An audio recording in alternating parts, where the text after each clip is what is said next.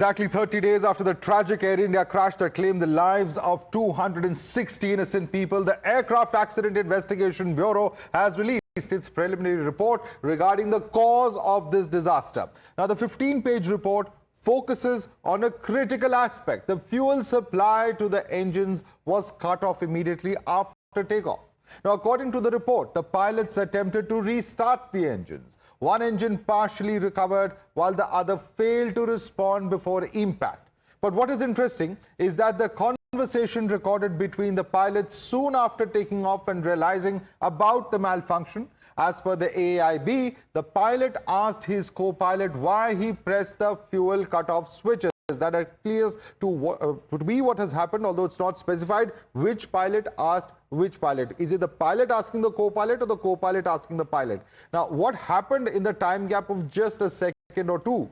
This report mentions that the other pilot responded saying that he didn't.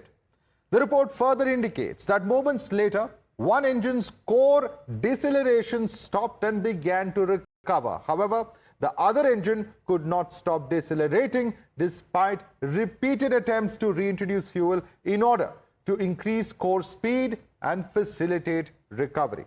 Absolutely. When we speak of this preliminary report, because it also states that the pilots had adequate rest periods, so putting down as far as when it comes to putting to rest, when it comes to certain speculations on when it comes to the pilots themselves and also the crew operating the flight, and the crew underwent the required protocols that also included a pre-flight breath analyzer test, which found them fit for their duty. Absolutely. And in fact, let's take it across to our reporters and guests who are joining us at the moment. If we can quickly get them up on our screen. Joining us at the moment is John Gradek, who's an aviation expert. Dr. Sumit Sushilan is also an aviation expert. And we have Captain Meenu Wadia, founder and president of the Federation of Indian Pilots, joining us. Thank you so much, gentlemen, for joining us. But I want to also go across to Sabyasachi and Arunil, who are joining us. Sabyasachi, I'm going to come to you first. Now, this is a very significant report because it has ruled out several theories. This includes bird hit, this includes fuel contamination,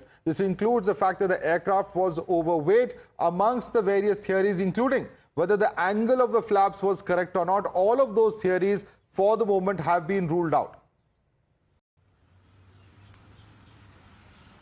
Well, that's right. See, in this detailed report by the AAIB, all these theories has been completely ruled out. And what is important to note is that they have also said that Air India on their part have done all the maintenance check.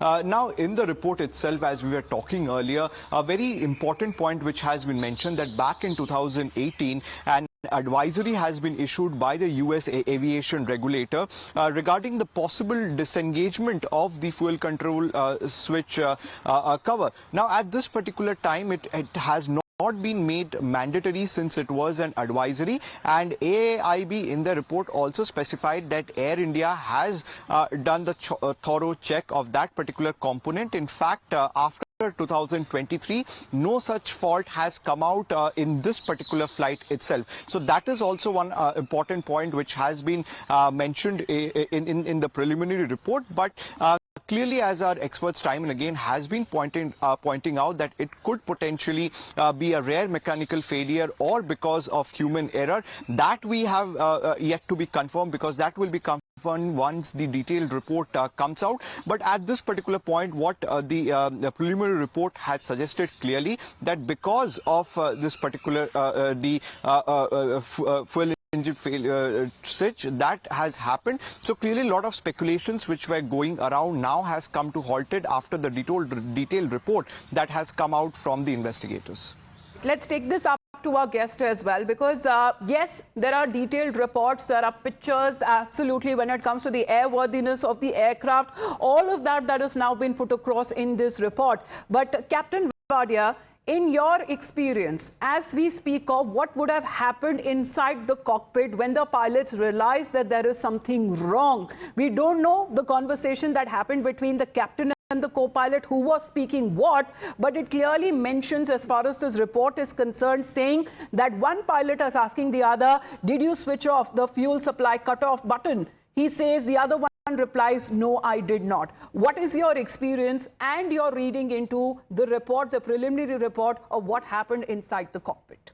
Well, there's fair amount of clarity which has been emerging now.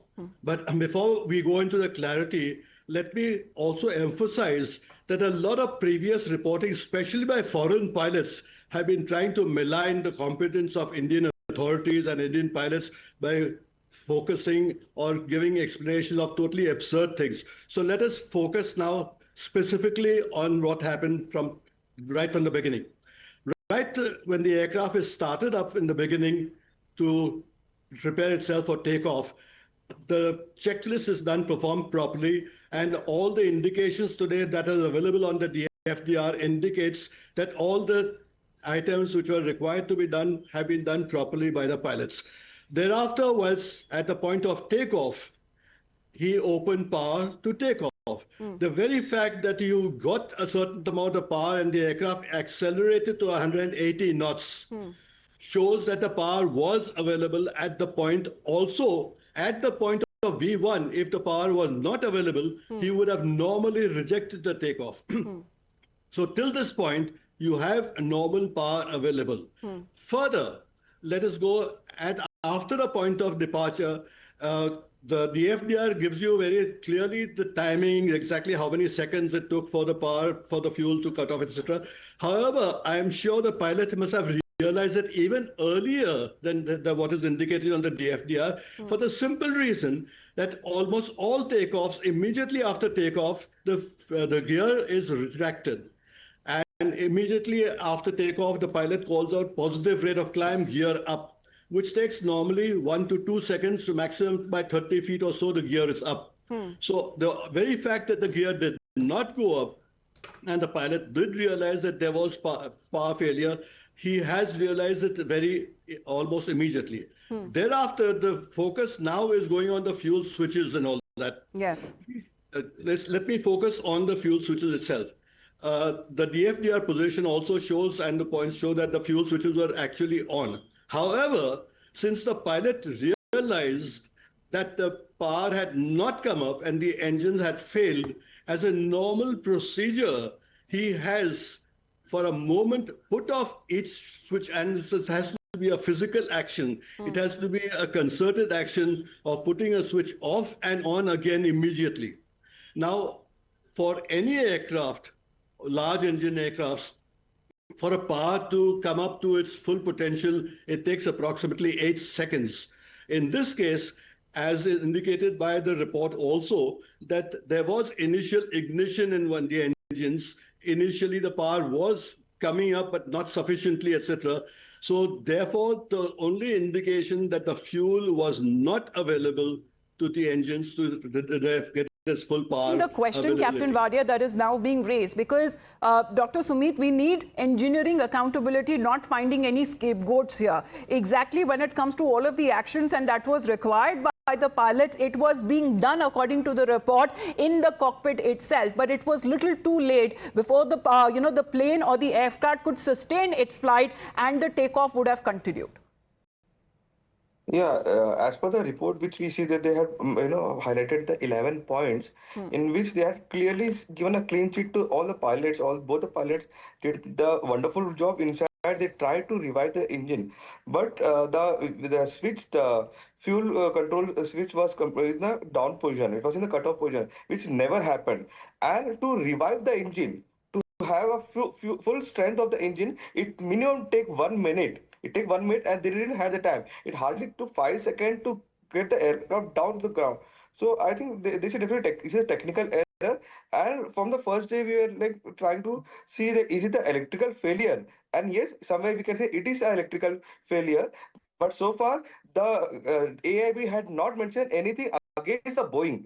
They are not given any inquiry on Boeing because this is just a preliminary report. The another report we are expecting in another 5 months. So that is the procedure that, after the detailed report, we can expect in 5 months, where we can say that is it a fault from the engineering segment or the manufacturer itself. Absolutely. And this has been as far as several questions that are being raised. John, what is your reading into it? Because do you believe that aviation protocol that also has fail-safe mechanisms that prevent accidental or intentional shutdown, when it comes to both engines while the aircraft is airborne? Who decides that? Well, yeah, those engine cutoff switches are very positioned strategically in the cockpit of the aircraft, so that there really is no possibility, or very, very limited possibility, that these switches are in fact activated accidentally. They are not located near any other piece of equipment in that cockpit. So for those switches to have been turned off, it really was a very significant and a very deliberate action by a member of the crew to turn off those switches. Those are not automatic switches. They are manually operated switches. So something happened, that fuel flow was stopped to the engines right at the moment of V2 and takeoff, when the captains noticed there was no thrust, and and the turbine dropped off. So to me, there was something going on in the seat in the cockpit that basically had those switches turned off by someone. And we hear the voices and the transcript saying, yes, why did you turn off the switch? But the transcript doesn't specify exactly what had happened, because it seems that both of the pilots were expressing surprise as to who cut off when it comes to that switch, who touched that button. Let's put that out, because all of those details with pictures that have been shared by the AAIB in their preliminary report as well. And these are the fuel control switches that we are looking at manually, that has to be operated. There are guardrails that is also there. There are thrust levers. There are fuel control as well. And these are the switches that actually regulate fuel flow into the plane's engines. They are used by the pilots to start or shut down the engines on ground, or to manually shut down or restart engines if an engine failure occurs during the flight. So what is being said, that one pilot asks the other, did you do it? The other one responds, no, I didn't. And that happened in a minimum seconds that we are looking at, a second or two, when the pilots then attempted to revive, as far as the plane is concerned, to give back the fuel supply to the engines.